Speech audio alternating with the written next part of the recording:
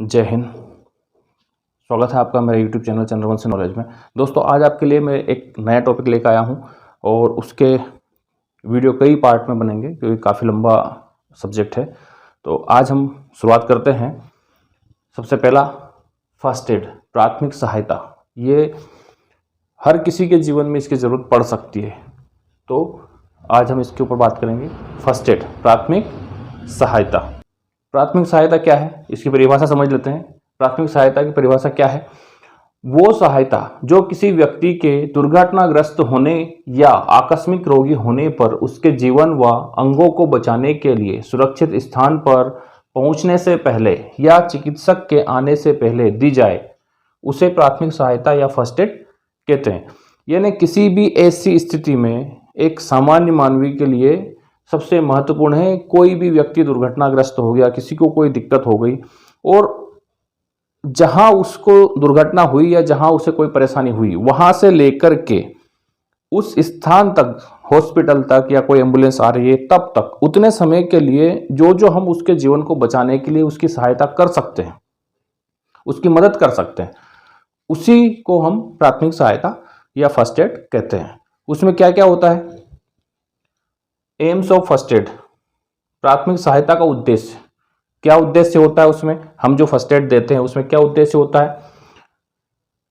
To be preserve life, रोगी के जीवन की रक्षा करना सबसे पहला उद्देश्य होता है। कोई भी बीमार हुआ तो सबसे पहले उसका, जो लोग आसपास होते हैं, उनका उद्देश्य क्या होता है कि उसके जीवन की रक्षा करना, उसमें हम उसकी मदद करते हैं। To prevent the condition from warring, रोगी की हालत को बिगड़ने से रोकना। जैसे मान लीजिए किसी को चक्कर आ गया तो और ज़्यादा वो गहरे उसमें ना जाए, उसके लिए जो भी हम प्रयास कर सकते हैं डॉक्टर के आने से पहले। सबसे पहले तो टू प्रमोट रिकवरी, रोगी के स्वास्थ्य को पूर्व स्थिति पर पहुंचने में सहायता देना। यानी किसी को भी जो भी कोई तकलीफ हुई है उसको वापस उसकी यथा स्थिति पहुंचने में जो हम सहायता कर सकते हैं उसको हम सहायता पहुंचाने की कोशिश करते हैं। सबसे महत्वपूर्ण बात है कि ये फर्स्ट एड, प्राथमिक सहायता, उपचार नहीं है या इलाज नहीं है। हम डॉक्टर नहीं है तो हम डॉक्टरी वाली चीज़ें उसके ऊपर अप्लाई ना करें, क्योंकि ये सिर्फ और सिर्फ एक सहायता दी जाती है। हम डॉक्टर नहीं है।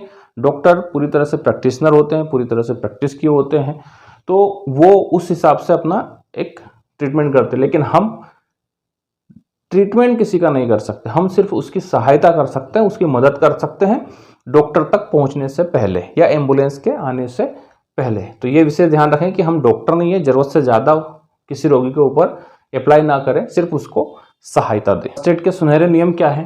क्या क्या इसके सुनहरे नियम है जिससे हम लोगों को फर्स्ट एड दे सकते हैं? चेक करें, जाँच करें। क्या? एयरवेज, वायु नली की जाँच करें।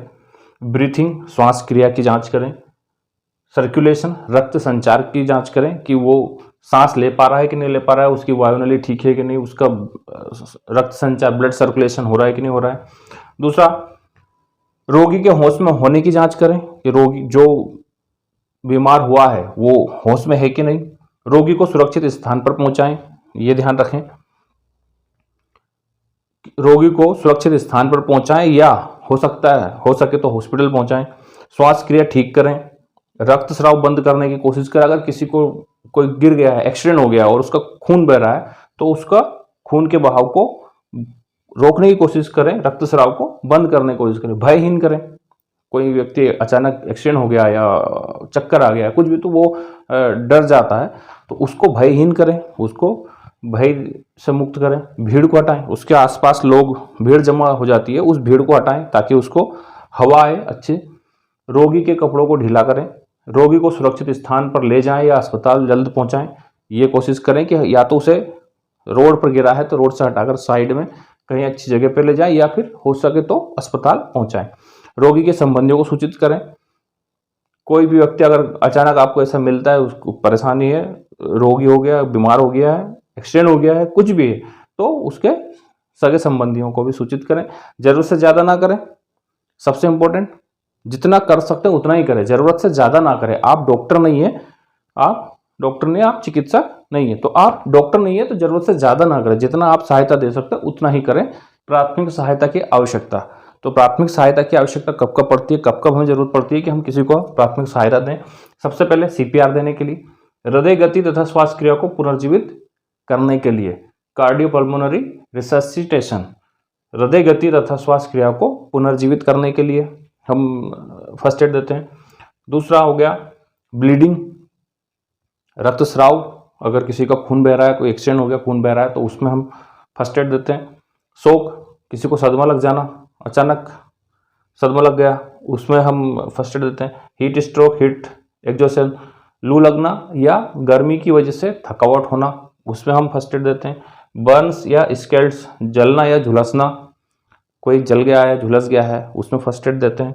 एनिमल स्नेक बाइट, जानवर या सांप का काटना, इस कंडीशन में हम प्राथमिक सहायता देते हैं। तो ये कुछ पॉइंट्स हैं जिसमें प्राथमिक सहायता या फर्स्ट एड की जरूरत पड़ती है, और वो कोई भी व्यक्ति जो होता है वो एक मरीज को प्राथमिक सहायता दे सकता है, उसकी मदद कर सकता है। वीडियो देखने के लिए बहुत बहुत धन्यवाद। जय हिंद।